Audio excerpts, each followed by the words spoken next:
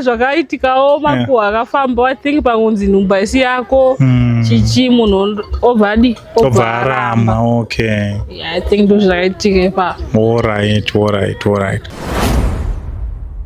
Ndo baba wange wakozi inini mama wangu anoera nhare but indotoera moyo. Okay. All right. Edwin moyo isene muzvese nemutupo. I think so, tisene muzvese nemutupo. Okay. Uyu Edwin moyo uyu makatombogara naye mumba here kana kuti zvakafamba sei? Ndonoronde yandaida kuti ndinyatse kunzwa kuti zvakafamba sei. Andinogara naye mumba. Chii chakaitika mama? Pakangondipa nhumbu ndamutizira pakabva pangoitawo nyaya yehama yangu akabva angotaurawo kuti mimba haizi yako chichi achiudza mukomana iye ari mwana wamaiguru wangu akadaro. Hakusi kutanga inyaya yekuti munhu anongoziva dzinza rake ndizvozvo, haisi nyaya kuti unongoda kuenda ikoko kana kuti chii but kungoziva just ungoziva kuti baba wangu ndinhingi. Yeah, I think zvinogona kubatsirawo. Okay. Anobvunza mibvunzo yandisingagoni kupindura mama. Baba varipi? Chinza rangu ndere. Moyo wangu unorwadza ndichitsvaga mashoko. Mwana anoda kuziva dzinza rake. Mwana anoda kuziva baba vake. Ndomuona kupi? Mwari ndibatsirewo. Misodzi yangu ichakukutwa nani? Taishungudza Yuraya daindakafa kare. Asi ndinotenda Mwari, rimwe zuva richasvika, chiedza chichapenya, nzira ichawanikwa, mwana achaziva kwanobva, uye maronda emoyo achapora.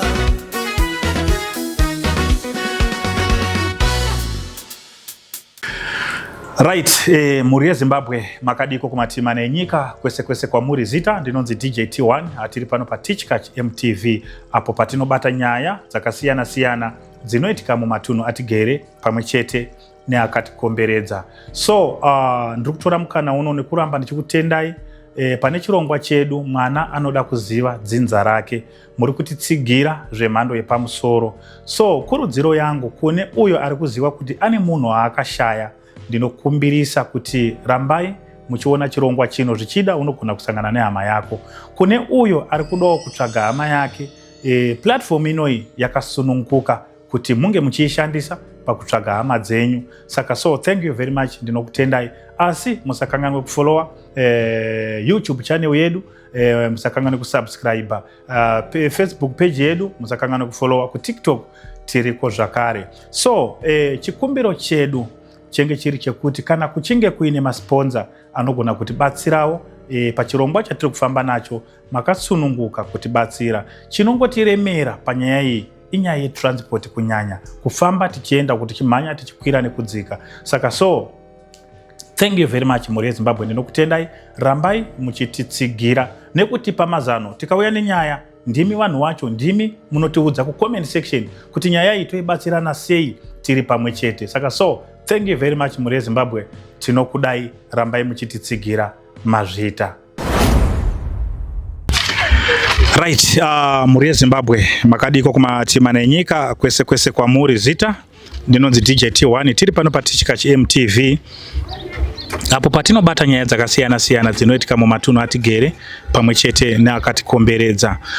Chirongwa chedu chiri kupfuurira mberi, mwana anoda kuziva dzinza rake, apo patinogara tichikurudzira kuti vana mama kana muchiziva kuti baba wemwana ndeupi, mwana ngaaudzwe aziwe kwaakabva, aziwe dzinza rake.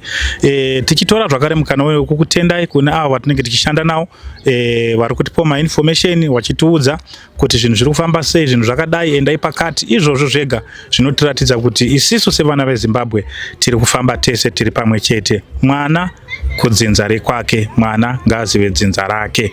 Tine machallenji akawanda tiri kusangana nawo, ana mama vari kuramba kuudza vana kwavanobva. So nhasi ndina mama wangu wandakagara nawo pano, vane nyaya yavo yavari kuda kuti tinzwe. Kana tichinge tanzwa isisu sevana veZimbabwe tobatsirana nawo, toona kuti tinogona here, ngatizameni patinogona kuti tivabatsire zvibude zvakanaka. Amai makadii?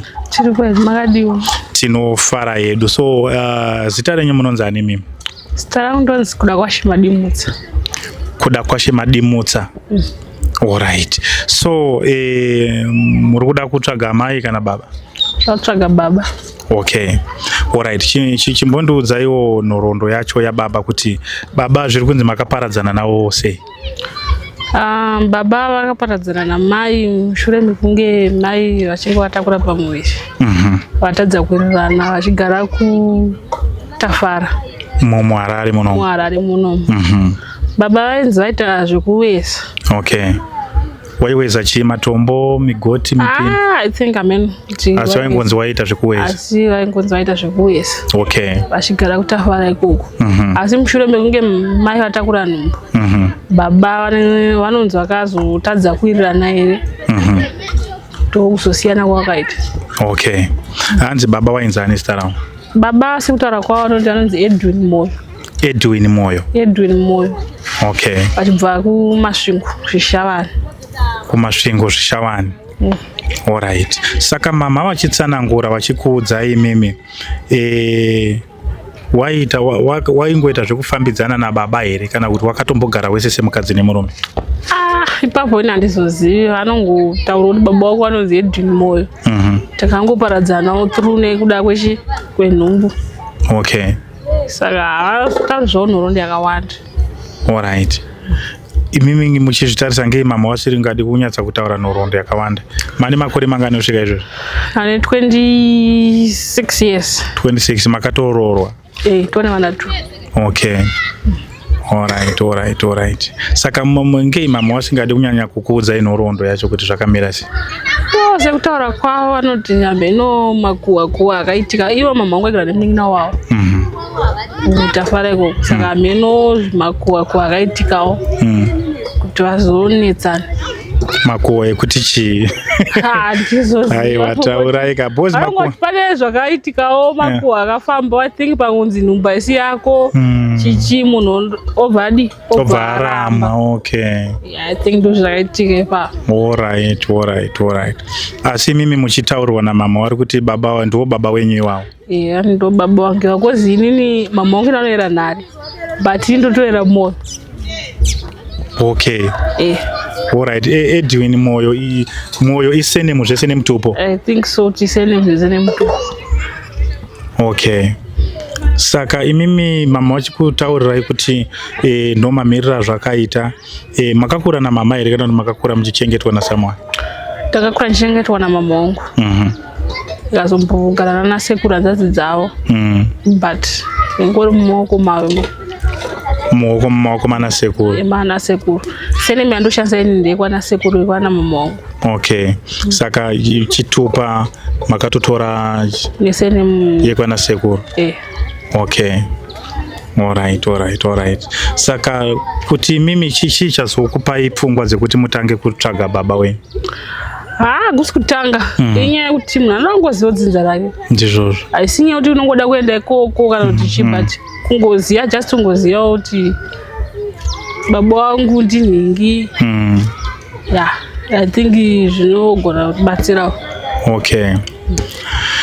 Alright. Saka Edwin Moyo uyu hanzi aibva kuMasvingo? Masvingo Zvishavani. Okay. Asi mama hawana kumbogara naye zvekuita mukadzi nemurume zvekutogara wese zvekuti mama waigona kunge vachizivawo kuti kuna umwe munin'ina waEdwin anonzi ani kana hanzvadzi yaEdwin inonzi ani? Ipapo wangu handizoziva hangu zvinhu zvaunoda pamwe vanin'ina wavo wakambogara nawo. Handizozivi kuti vaidanana here ndobva wazoita nhumbu here, handizivi kuti vaizogara vese kana kuti. Okay. Mama waripi izvozvo? Mama izvozvo vari kwaMutoko. Vari kwaMutoko. Alright. Because chinenge chakakosha kuti information yedu ikasike kufamba, tinogona kushaya Edwin moyo, but tinogona kuwana munin'ina wacho. Dai kuri kunzi taiziva munin'ina wacho kana hanzvadzi yacho, pane vanhu vese kana pakaita vanhu 2 vari kumashure kwake, hatizoshayiwa 1 anogona kutipa information yani yaEdwin moyo. Asi hazvina mhosva sekutsanangura kwamaita imimi, tinodayira kuti kana achinge ariko Edwin tinogona kumuwana. Asi dai zvinge zvaikwanisika kuti tizombonyatsawo kukurukura namama zvichida wane imwe information yakati tambanukei kudarika yenyu yatinokwanisawo kunzwa kusaidi kwawo. Manje vari kwaMutoko tinowaona sei manje? Zvauda pafoni, maybe pafoni. Kutaura nawo pafoni. Kutaura nawo pafoni. Tikawafonera pana panodayira here manje? Menge makaombovaudza here nyaya idzodzo dzokuti kwakungori kuvhunza nawo kuti aiwa ndikutaura hangu nyaya dzokuti mutsvaga. Aiwa ndatozvinzwa nhasi singadarigeni mbonozamawo. Kozi mari mwezi wachitaura pafoni. Vachotita usanyanya kudya stereki.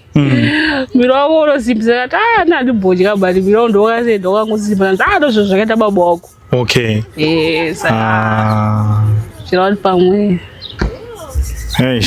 Saka pandazwa muchiita musi kutanga makambotsvaga futi takambotsvaga paFacebook. paFacebook. Takambotsvaga through ndudzi. Takambotsvaga paFacebook. Munhu takaona anga ari kuSouth. Okay. Aitongodo futi kanhoroondo kako. Alright. Saka ndingozoshayawo nhoroondo manje. Papapo. But imimi manje maifanira kugara muine information yakakwana kubva kuna mama. Mama haatauri zvonetsa, badai vangu vachitsvaka information yakakwana unokwanisa munhu kutsvaga zvakakwana. Asi tikawafonera takagara panapo vanodayira here tichivaudzawo nyaya yacho ndomamirira zvakaita? Vanodayira. Ndiani Magidho chimbondipawo foni yangu to? Dayira vanodayira. Timbowanzwe kuti havazokurowa here kuti ko wazoita sei wazodire kai timbowafonera. Namba dzavo dzinoti 078 300. Alright, miratwa 078 300 62 85. Kunobata network here, asi munombotaura nawo kaipo? Munombotaura nawo. The number you have dialed isn't correct. Hadzina kukwana. 078 miratwa 078 300 62 85. Mandofunga dzakwana mani. Zita munonzani? Kuda kwashe madimutsa. Alright.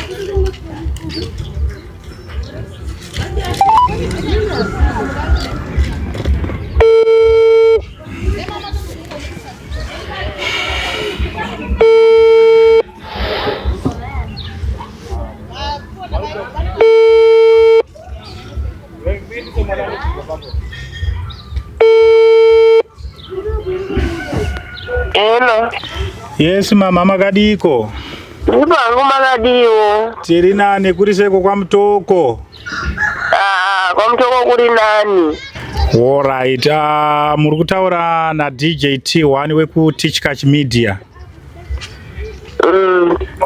Ndine mwana wenyu musikana uyu kuda kwashe uyu madimutsa ndinaye panapa nhasi. So watibatawo isisu tine chirongwa chatiri kuita mama chekuti mwana anoda kuziva dzinza rake, saka ambotaurawo nesu zvikanzi ndaishuwirawo kuti dai mambokwanisa kundibatsirawo kumbotsvaga baba vangu. Tikati hapana chakaipa, tinogona kubatsirana, asi mukutsanangura kwake manje mwana ari kutaura kuti information izere chaiyo handina, ina mama. Alright. Saka chenenge ndiri kuda kuti ndinzwisise mama ndechekuti murume wenyu ainzani? Baba wakuda kwashe? Baba wakuda kwashe awa. Edwin Moyo.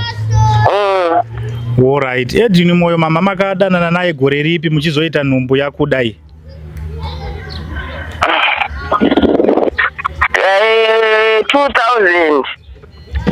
2000. Alright. Saka information yamunoziva imimi uyu iye nhingirikini uyu Edwin Moyo uyu makatombogara naye mumba here kana kuti zvakafamba sei? Ndonoronda ndaida kuti ndinyatse kunzwa kuti zvakafamba sei.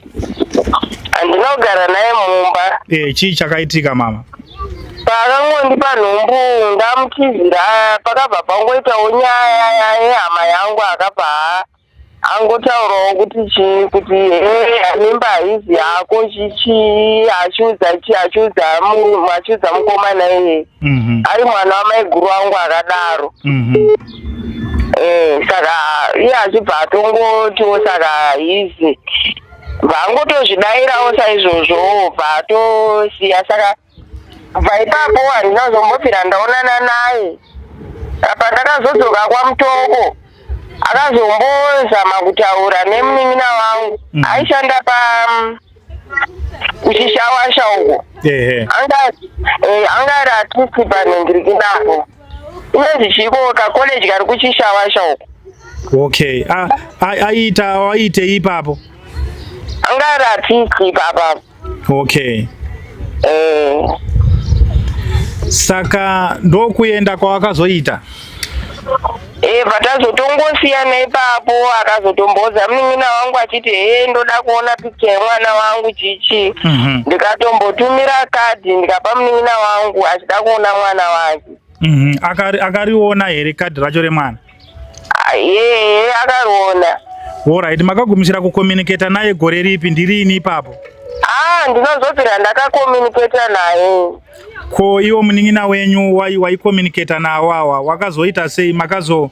Wana kana phone number dzawo? Aiwa haana. Kumusha kwawo kuzvishavani handitomboziva kuti kumusha kwawo kuzvishavani pata handinatsoziva. Alright. Saka imimi maingofambidzana chete munambogara naye semurume nemukadzi? Handinambopfira ndagara naye. Ndadanana naye achibva handipa nhumbu. Saka pakabva papindawo Satani mwana wamai guru wangu akataurawo zvaakataura achibva tatosiyana haana kuzombogara neni. Alright. Hapana kana hanzvadzi yake kana munin'ina wake maimbonzwa achitaura kuti ndina munin'ina wangu anonzi Nhingi kana une hanzvadzi yangu inonzi ani? Handinaini. Hey. Alright. Aiwa ndiri kukunzwa imama. Aiwa hapana chakaipa, regai timbozame. Mata anonzi ani Edwin Moyo? Edwin Moyo. Alright. Saka madhezi acho menge makura sei? Menge mune umwe mwana here kana kuti ndo first born yenyu iye? Aiwa ndiye first born yangu iyeyo. Iye musikana watinaye uyu? Alright.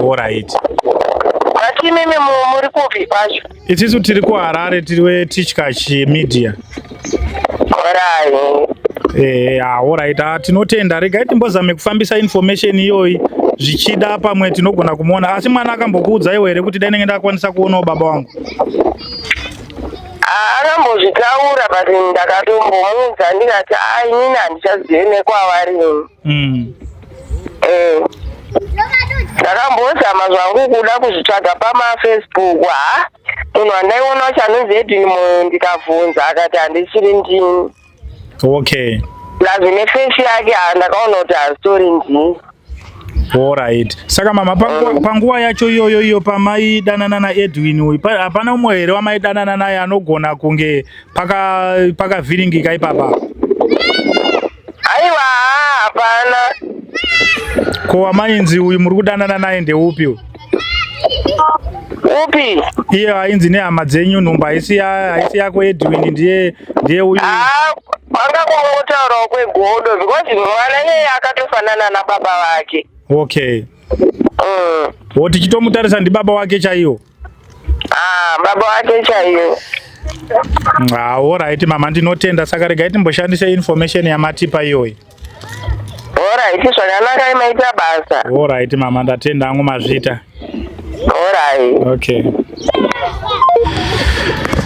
Alright. Saka mama, information yawangori nayo ndiyoyo. Ndo information yacho yawainayo iyoyo, asi hazvina mhosva. Chiregai timboshandisa information iyoyo toona kuti tinokwanisa kuwawana here. Saka so nhasi ngatichitarise isusu kana pachinge paine munhu anoziva Edwin wanokwanisa kukubatai panhamba dzipi? Kana pale anoziva Edwin Mosho wasanobata pa 0784 932 388. Alright, dzokorodzai futi 0784 932 388. Okay, aiwa tinotenda. Right, muri yeZimbabwe ndo nyaya yatinayo. Tina vatete wedu varoda kuzivawo dzinza ravo. Zvakakosha munhu kuti anga achiziva dzinza rake. Edwin Moyo, zita ramama ndina ndakonfirma here. Jeni Madimutsa. Jeni Madimutsa. Alright. Edwin Moyo akambodanana nemusikana ainzi Jeni Madimutsa kuma 2000 ikoko. Saka so tikuti kana pachinge paina anozivawo Edwin Moyo akambodanana nemusikana anonzi Jeni Madimutsa, tiri kukumbirawo kuti mutizivisewo aonewo mwana wake akura. Kana achinge asiri kunyatsa kugutsikana zvechokwadi kuti mwana wake aiwa tinoenda kuma DNA ndosaka ariko toona kuti zviri kupindirana here. Kana zvichinge zvaramba ipapo totora mamwe matano. So thank you very much muri yeZimbabwe, tinokutendai kuramba muchifamba nechirongwa chedu mwana anoda kuziva dzinza rake. Thank you very much. Ngatisangane muchikamu chinotevera. Mazvita.